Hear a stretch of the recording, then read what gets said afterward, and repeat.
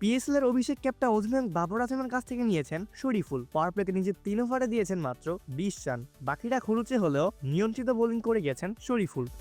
HBL Pakistan super লিগে PSL নিজেদের প্রথম ম্যাচে রাওয়ালপিন্ডিকে 5 উইকেটে হারিয়েছে পেশোয়ার জালমি। পেশোয়ারের হয়ে এই ম্যাচে অভিষেক হয়েছে বাংলাদেশি পেসার শরীফুল ইসলামের। 4 ওভারে 31 রান খরচায় উইকেট শূন্য ছিলেন শরীফুল। পিএসএল এর অভিষেক ক্যাপটা অধিনায়ক বাবর আজমের কাছ থেকে নিয়েছেন শরীফুল। পাওয়ার প্লেতে নিজের 3 ওভার খরচায় দিয়েছেন মাত্র 20 রান। বাকিরা ছিলেন অনেকটা খরুচে। ম্যাচ শেষে বাবরের নেতৃত্বে খেলার অভিজ্ঞতাও জানিয়েছেন শরীফুল ইসলাম। টি স্পোর্টসকে শরীফুল ইসলাম বলেছেন, আলহামদুলিল্লাহ আজকে পিএসএল এ অভিষেক হয়েছে। সকালে যখন বলল আমি আজকে খেলবো, আমার খুব ভালো লেগেছে, সত্যি খুব ভালো লেগেছিল। পিএসএল অভিষেক হবে আমার। বাবর ভাইয়ের সাথে আগে এলপিএল একসাথে খেলেছিলাম। আমার খেলা সে দেখেছে এবং আমার উপরে বিশ্বাস রেখেছে। বলেছে তুমি খেলো, সমস্যা নেই, তোমার যেটা মন চায় সেইটাই করো। আমাকে অনেক সাহায্য করেছে।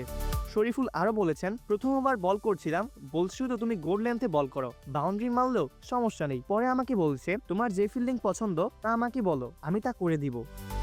দেশের মানুষের প্রতি শরীফুলের বার্তা, অবশ্যই আমাদের সবার জন্য দোয়া করবেন, আমরা যেন ভালো খেলতে পারি, দেশের নাম উজ্জ্বল করতে পারি, সবাই যাতে সুস্থ থাকতে পারি। 2-1 ম্যাচ কেউ খারাপ করলেও ভয় পাবেন না, আমরা আবার ব্যাক করবো ইনশাল্লাহ। শরীফুলদের পেশোয়ারের পরের ম্যাচ আগামী 31শে মার্চ, প্রতিপক্ষ ইসলামাবাদ ইউনাইটেড।